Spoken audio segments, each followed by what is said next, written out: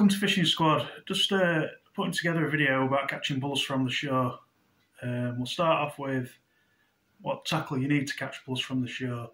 You don't necessarily need any specialist rods or reels if you're just starting it out, it's the first time you've been fishing for them or whatever. But long term, you might want to invest in something a bit more beefy than just a basic beach caster and fixed spool reel. You can catch them on basic beach caster and fixed spool reels. They're not the sort of fish that pick baits up and go tearing off with 100 mile an hour and drag you through, every hole on the seabed, etc. They do hang deep in the water sometimes. You do have to just, put lift and wind, nice steady pressure on them when you've got one on. So you probably want something that is a bit beefy, but if you're doing it long term, you probably do. But I've got here I call them banana beach caster because they've just got no body to them whatsoever. Still juddering now. You can get them on them. I've got plenty on that type of beach caster, and just a standard fixed spool or big carp reel, whatever, will be fine. But if you're doing it long term, you may wish to upgrade to something a bit more. It's got a bit more beef to it. I've got a Slosh 30 here. I've also got an Abu 7000 and a 7500. It just depends how much you're going to go into it. Basically, a multiplier and a stiffer rod. I don't know. I can't give you an example of what I use as a stiff rod. It's not a bad rod. I've liked since I bought it. It's the Gorilla Tronics Pro Gorilla MX Surf. It's quite a stiff rod. It's only a budget rod. It's for my budget basically, but it is a rod that's very highly suitable to that type of fishing. It's just if you're doing it long term, you want something that's more durable. That's the word I'm looking for, more durable. So that's the basic setup. If you're fishing clean ground, you probably get away with 20-pound line as your main line and a shock leader. If you're fishing rough ground, you could probably get away with fishing 30-pound line straight through on some instances. I've used 30-pound line straight through and I haven't bothered with a leader. I've used, well, we'll move on to it, onto rigs in a bit, but that's basically all you need. I think I caught one off Pwllheli Beach last year. I had 18-pound mono all the way through on a fixed spool reel. That was quite a soft rod, but it actually, you've got to watch it sometimes with them, because they can give you anything. The bites can give you anything from just like that, one of them, like a dogfish bite, but even less, to pulling your rod over. This one in particular on Pwllheli Beach last year, it pulled the rod rest over. It just skittled it over. So they're not going to take line off your reel. I've never had one do that ever. You'll occasionally, when you're lifting them up if you're fishing a deep water rock mark, you'll occasionally feel them. They sort of curl up into a ball and hang in the kelp sort of thing, and you just can tell when you're lifting. It's like dead weight, a bit like having a spider crab on, but with just a bit more life to it, basically. So yeah, so that's what equipment you'll need. Now, obviously, if you scour YouTube, there'll be several rigs that you can use, but we'll talk about hook patterns to start with.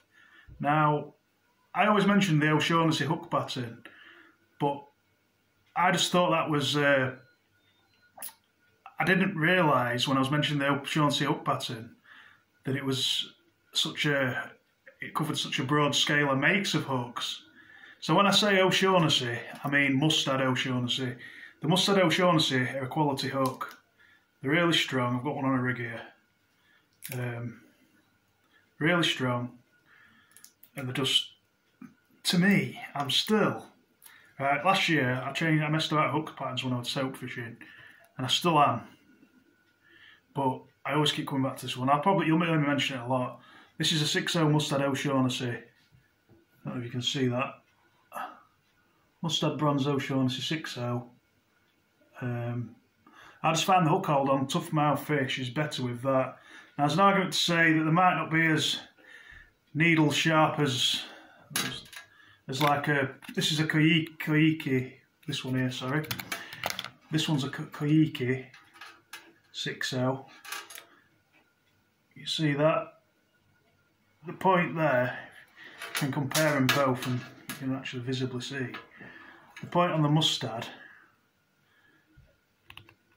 is thicker than the keiki. The keiki is at the bottom, the mustard point's at the top. Can you see how the mustard point's thicker?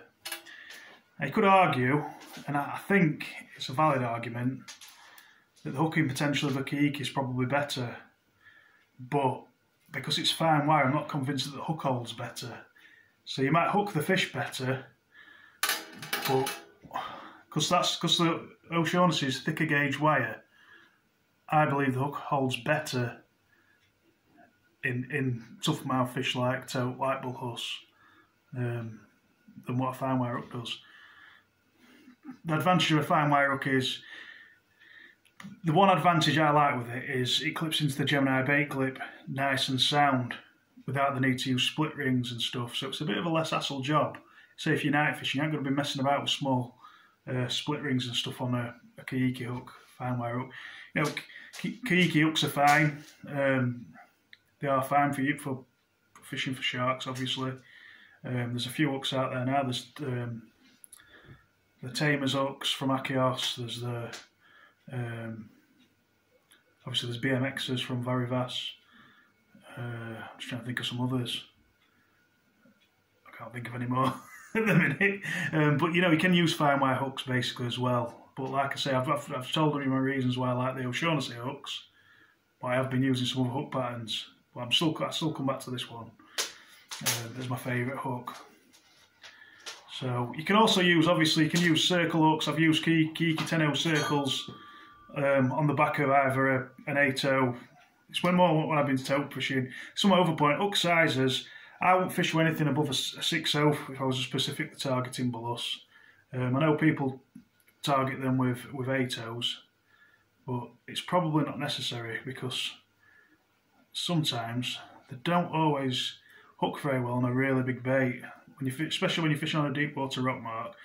A lot of this will be interpreted from a deep water rock mark rather than just putting this rig back together, rather than a beach.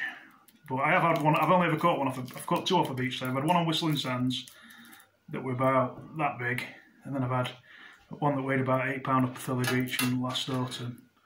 So there's some other hooks you can use. I've just dawned on me. There's a Mustad Viking as well. You can use them. And circle hooks. I've used circle hooks. I've had, like I say, I've had an 8-0 on the bottom hook, circle on the top, and sometimes hook quite nicely on the circle. Circles are still pretty new to me, and I'm still a bit wary about using them. I've started using them a lot on the back of hook of a pennel rig because it aids bait presentation when you're fishing with a fairly big bait for a 6-0, but not fairly big for an 8-0. And that's sort of the size of bait that I like to use for bull Huss. So I've got a rig here. Go on to rigs now. I've got a rig here. It's just an up and over rig. It does have an 8-0 circle on the back of it with a keiki 6-0 on the bottom. I've got 130 pound hook length.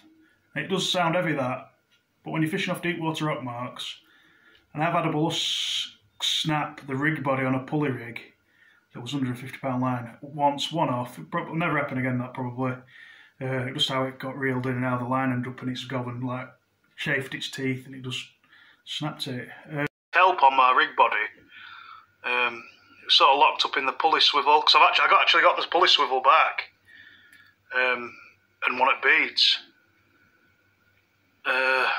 But if you look closely, the rig body's wrapping around the fish as it spins.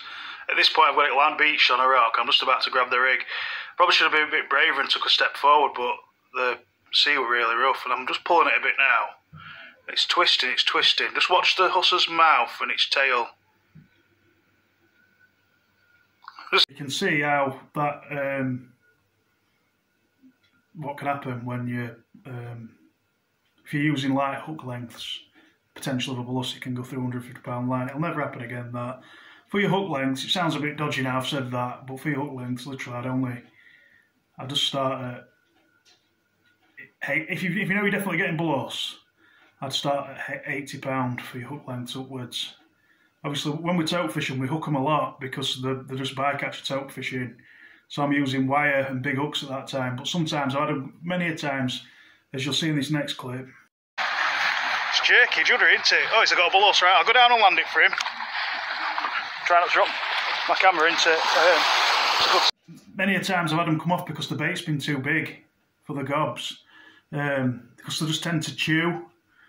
And judging by the bite sometimes, it's not really a very aggressive take. They just come onto your bait and just munch away at it and just swim off at their leisure. Even when you put them back in, they don't seem to swim very fast. I've seen videos of them underwater and they're literally just laid on the bottom a lot of the times. They do mooch around, obviously, in the tide and stuff. And they do, you know, swim along kelp beds. What I would say, anywhere where there's like reefs in like with mixed ground, like rough and obviously mixed ground, like rough and clean ground, and you get that brown kelp, there's going to probably be bullous there. You know, like mixture of boulders and stuff like that. So yeah, so I've got an up and over rig here. I mean, I've caught them on rigs where I've just used a lot. I'll just forget this is a up and over rig for a minute. I'll just do like a basic, I'll just do a dodgy knot just so I can take it off. But I have caught them on rigs where you've just had, like, you've had your weight, you know, basic running ledger rig where your weight's been on your main line, on a swivel, on a weak length line, and you've had a swivel, and like a 1.5 £80 mono short length with a 600 Shaughnessy on bottom hook. Can catch them like that, that's fine.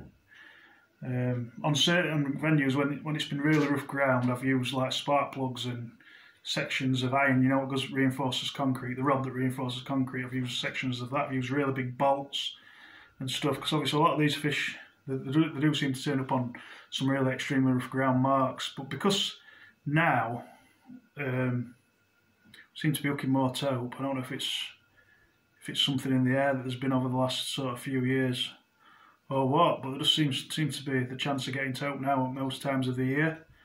But we'll not go off talking about taupe, we'll save that for another video. But basically I fish with a longer rig now, whether it be a pulley rig or whatever running ledger rig. If it's a running ledger rig, I then go to the up and over, just to give you a bit more,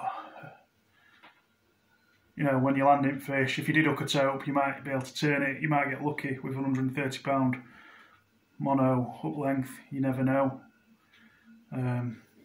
This up and over rig, it's got a £80 body of 2 foot and then 3 foot length of £130 line. I'm happy with that.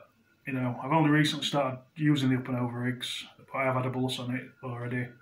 It's only the same, it's just a long running ledger rig, isn't it, basically? It's not a big deal. I've got many on a long running ledger rig.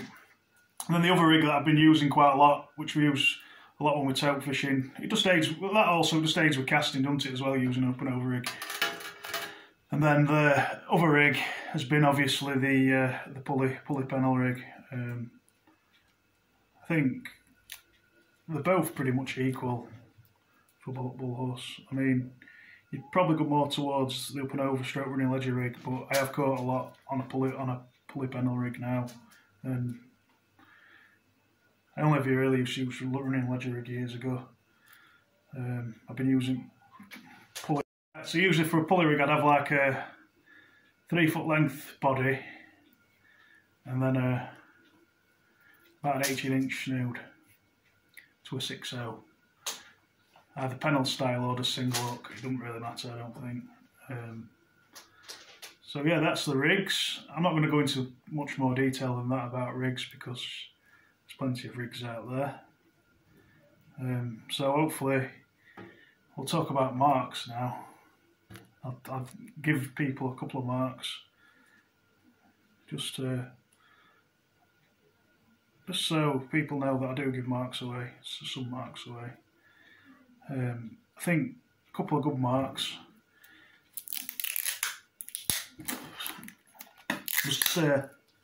Sorry, just taking this rig back up. Well, we'll talk tides, and we'll talk tides. Tape on me. we'll talk tides first. Most of the marks that I fish in North Wales, for bullets, I always find that you hook them and about an hour before low tide to just a bit after. They seem to like that slack period over low water. But there's some marks around North Wales at high tide marks, and I caught a PB at high tide, and it contradicts what I'm saying, I know, but I've caught multiple bullets in darkness at low tide, over low water. That's what I believe is the best time to fish for them. But I caught my PB, which was £10 4 ounce, but I think I'll break that this year personally. It was 2 years ago. I caught it in October 2020 at Porthiego. So I'm going to put a snippet in now of the mark at Porthiego. You just basically go onto the mark where I've put, and you just cast towards the island at low tide. Well, 2 hours before low tide, 2 hours after. So yeah, that's Porthiego for you. Right, so obviously this is Porthiego. If you Google Porthiego camping, you'll get the on Google Maps. It'll take you straight into this car park here. You can park there, head to the right of the car park, and fish off the rocks here, casting towards that island mine melt. Right, the next mark is Porthiscaden. Now I'd fish here 2 hours before air tide to 2 hours after. You can get along anywhere. Let's put a snippet in of Porthiscaden now. On this ledge you can get away along anywhere along here, short cast into about the middle, in line with the bay. The chant, like, just aim for the middle. Don't aim to crack it out 100 yards, you'll just get stuck. There's a kelp bed that runs along here, and if you just drop it short of that, you'll have a chance. You will get a lot of dogfish while you're fishing for bullets as well, by the way, on most marks. So just bear that in mind. Right, so this is Porthiscaden. As you look here, you can see there's a road down to it with a car park. 2 red dots away you want to be fishing off, casting into the channel, just short of them kelp beds on the far side, and the rock reef, depending on where you end up fishing. Right, baits. For me, it's always got to be squid and mackerel, but I have had a lot of success through winter on scad. I've been using scad, which is basically obviously mackerel, but it can be a bit cheaper to pick up. We get it from our Oriental wholesalers in big quantities. While the mackerel have been absent through winter, it's provided a good substitute bait for like fresh mackerel basically. It's cheaper than buying it from a tackle shop, and yeah, it's done the job. It's caught quite a few bull Huss now, so quite happy with that. I like doing wraps of squid and mackerel, or squid and scad. I'd imagine, I've never used bluey for bull Huss myself, but I'd imagine that would work pretty well. So generally, you want some kind of fish and squid. I've caught them on pollock as well that way. So generally, some kind of fish and a bit of squid to go with it. It's ideal, but they will take just plain mackerel or plain squid as well. The one I had at Pathelli Beach, that one a full squid. So they will take anything. Pretty much the same as dogfish. I've never had them on crab, but I've had them sick up one hell of a lot of crabs. So that might be something to bear in mind. When you're fishing on most of these marks for bull Huss, you'll probably hook a load of dogfish in between times. But that's part and parcel of it, isn't it? Towards the last bit of the video,